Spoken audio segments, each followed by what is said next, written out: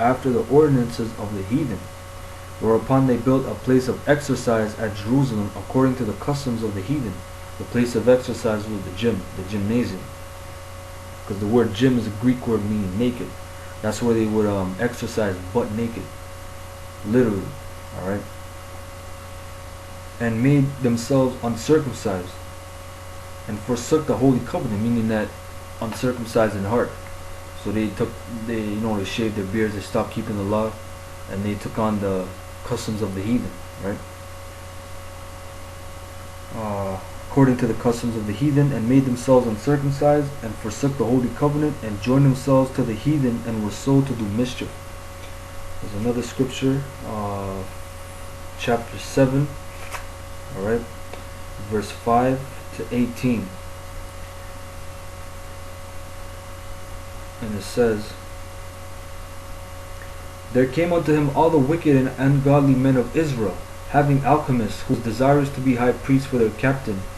And they accused the people to the king, saying, Judas and his brethren have slain all thy friends, and driven us out of our own land. Now therefore send some man whom thou trustest, and let him go and see what havoc he hath made among us, and in the king's land, and let him punish them with all them that aid them. Then the king chose Bacchus, a friend of the king, who ruled beyond the flood, and was a great man in the kingdom, and faithful to the king.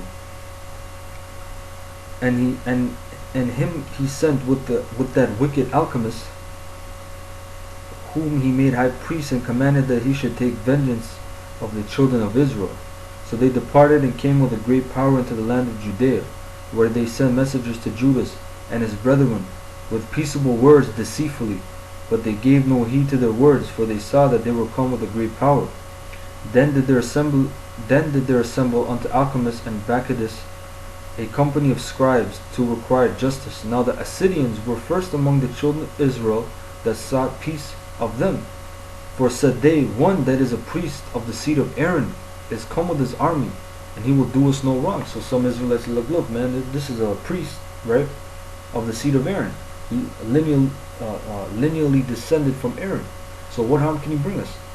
You got niggas that are high priests, man, that descend from Aaron, doing this kind of madness, man. That's some pure Uncle Tom's, man. For they said, One that is a priest of the seed of Aaron is come with his army, and he will do us no wrong. So we spake unto them peaceably, and sware unto them, saying, We will procure the harm neither of you nor your friends. Wherefore they believed him. Howbeit he took of them 60, which is 60 men, and slew them in one day according to the words which he wrote. The flesh of thy saints have they cast out, and their blood have they shed round about Jerusalem, and there was none to bury them. Wherefore the fear and dread of them fell upon all the people, who said, There is neither truth nor righteousness in them, for they have broken the covenant and oath that they made. Wicked niggas, man. You know? And let's go to chapter 11, verse 20 to 21. It says, At the same time Jonathan gathered together them that were in Judea, to take the tower that was in Jerusalem, and he made many engines of war against it. Then certain ungodly persons, who hated their own people, went unto the king, and told him that Jonathan besieged the tower, man. Man, you niggas, man, you're something else. It says, Then certain ungodly persons, which is Israel, who hated their own people, man, went to the king. You have Israelites that hate themselves. They hate their own people. They want to be with the white man. They want to be... You have the same thing going on today. Today Israelites are bleaching their face, trying to be like Esau. Women are blonding their hair, getting blue eye contacts.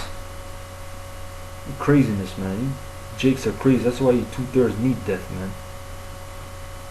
Alright, and final scriptures, 2 Maccabees 3:1-6. It says, Now when the holy city was inhabited with all peace, and the laws were kept very well because of the godliness of Onias the high priest, and his hatred of wickedness, it came to pass that even the kings themselves did honor the place, and magnify the temple with their best gifts, insomuch that Seleucus, king of Asia, of his own revenues bare all the costs belonging to the service of the sacrifices. But one, Simon, of the tribe of Benjamin, who was made governor of the temple, fell out with the high priest about disorder in the city. And when he could not overcome Onias, right, so this nigga, he fell out because he was disorderly, right? And when he couldn't get his way, what did he do? He got him to Apollonius, the son of Thracius, who then was governor of Celesyria and Phoenice, and told him that the treasury in Jerusalem was full of infinite sums of money, so that the multitude of their riches, which did not pertain to the account of the sacrifices, was innumerable, and that it was impossible to bring all into the king's hands. So this nigga went to the governor of Phoenice and Celesyria, Apollonius, and he told him, listen man, there's a bunch of money in the treasury, you go and collect it. Wicked niggas, when you don't get your way and you disobey orders, you go to the enemy. You become the white man.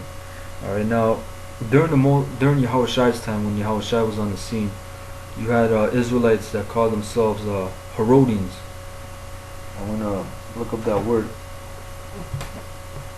the term actually, from the Hallman Illustrated Bible Dictionary, and you can Google it, Wikipedia. You know, I'm just reading from here because I have the dictionary, but it's a common term. Alright,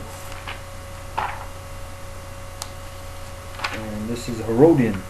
It says, member of an aristocratic Jewish group who favored the policies of Herod Antipas and thus supported the Roman government. Niggas, same thing, man, today.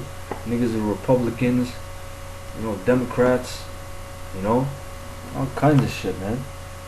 Craziness, man. Canada, they're liberals, you know.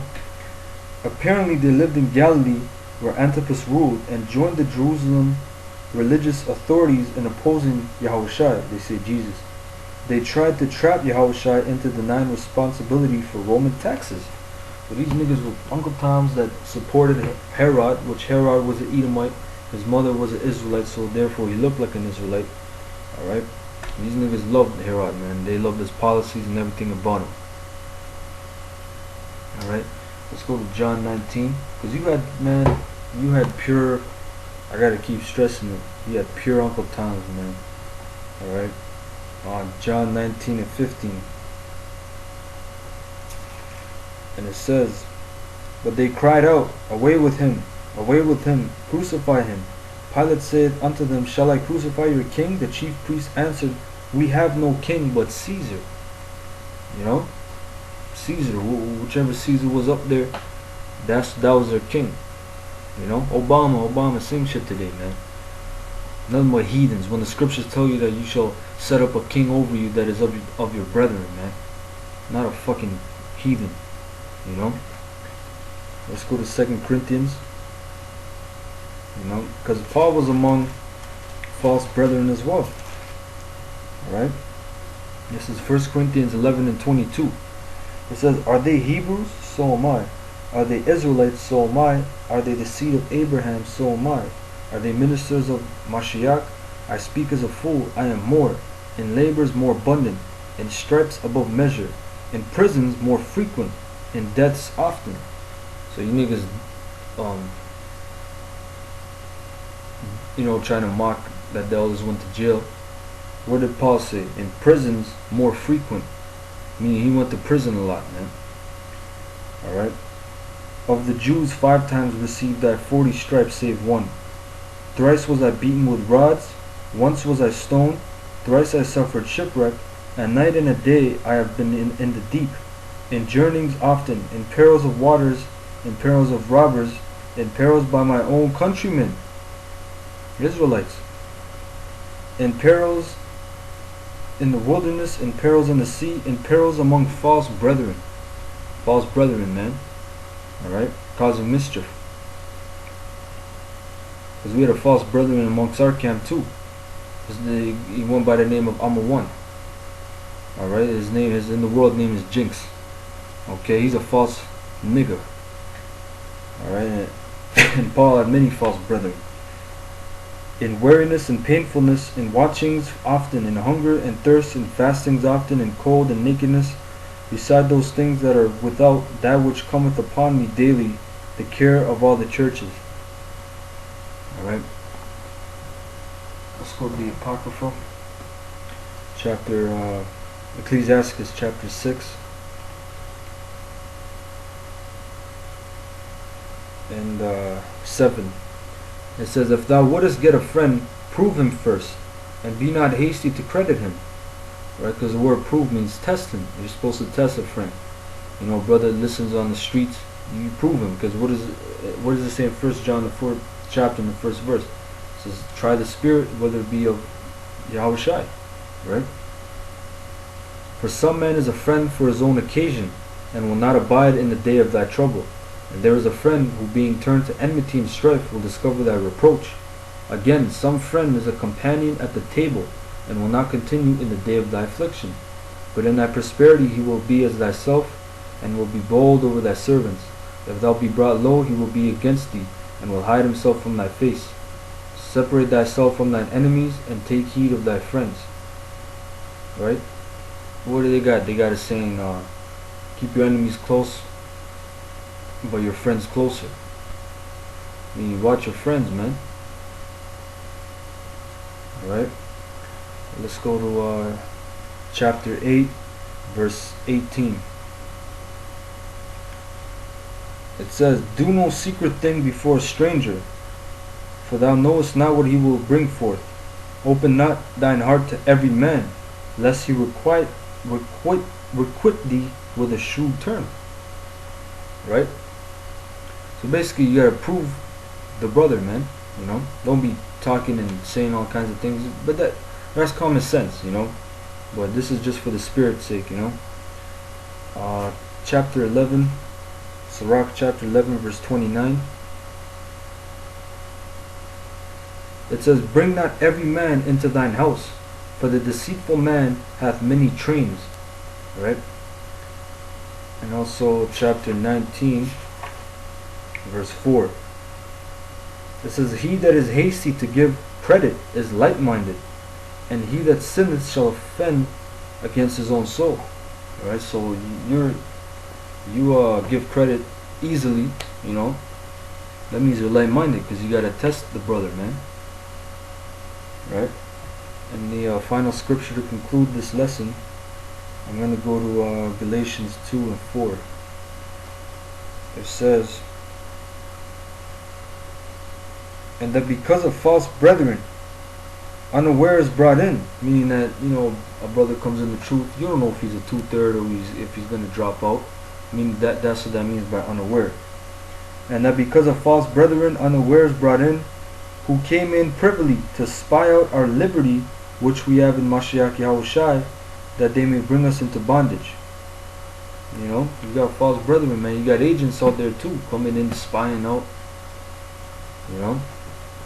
And with that, you know, I say shalom, all praises to Yahweh Hashem Yahweh Shai, and double honors to the elders, great millstone. Shalom to the elect. You know, hopefully this was a little edifying.